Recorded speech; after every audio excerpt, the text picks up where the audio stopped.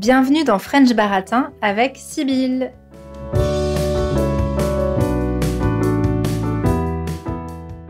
Dans notre épisode sur la fatigue des applications de rencontres, on s'est demandé comment ces applis changeaient la façon de se rencontrer et de se mettre en couple. On a parlé des dates à l'américaine qui arrivent un peu en France avec les applications de rencontres. Si vous êtes américain ou canadien, vous connaissez bien ce système. Et si vous vivez ailleurs, vous l'avez sûrement déjà vu dans un film ou une série produit en Amérique du Nord. Là-bas, les personnes qui se plaisent enchaînent les rendez-vous d'une manière assez codifiée. On fait attention à la façon dont on s'habille, on choisit avec soin l'activité autour de laquelle on va se retrouver, on se creuse la tête pour savoir qui va payer.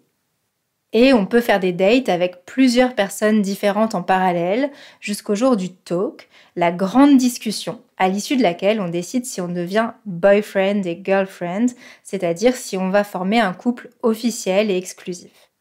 Alors, qu'est-ce qui est différent en France ? Pour comprendre la différence culturelle entre une rencontre à l'européenne et une rencontre à l'américaine, on peut déjà dire qu'en français, il n'y a pas vraiment d'équivalent du mot date. On pourrait traduire date par rendez-vous amoureux, mais personne n'emploie réellement cette expression. On va plutôt dire « je prends un verre avec un tel »,« je fais un resto avec lui »,« je vais voir une expo avec elle ». On ne précise pas vraiment l'intention derrière ce rendez-vous, mais plutôt l'activité. Certains parlent d'un rencard, qui est un mot familier pour parler d'un rendez-vous avec une personne qui nous plaît, mais avoir un rencard est parfois utilisé de manière un peu humoristique pour se moquer gentiment de la personne qui justement a un rencard. Pourquoi on se moque des personnes qui ont un rencard ? Peut-être parce qu'en France, même si on a effectivement un rendez-vous avec une personne qui nous plaît, dans l'espoir de créer une relation amoureuse avec cette personne, on ne va pas le dire clairement. Il y a souvent un jeu de séduction qui repose sur l'ambiguïté de la relation, sur le fait de ne pas savoir ce que veut l'autre jusqu'à ce que ce soit révélé par un geste ou une phrase. D'ailleurs, quand un Français ou une Française cherche à séduire une personne, il ou elle ne va pas forcément l'inviter à un rendez-vous bien défini, mais plutôt chercher à passer du temps avec cette personne en participant aux mêmes activités ou aux mêmes soirées, dans un contexte souvent collectif. Tout ça dépend bien sûr de la façon dont les deux personnes se sont connues, mais en dehors du monde des applications de rencontres, c'est assez rare que les Français proposent des rendez-vous en disant clairement qu'il s'agit d'un date ou d'un rencard pour parler français. Alors on se fréquente dans une forme d'ambiguïté, on se parle de plus en plus, on se regarde avec des étincelles dans les yeux et un jour on s'embrasse.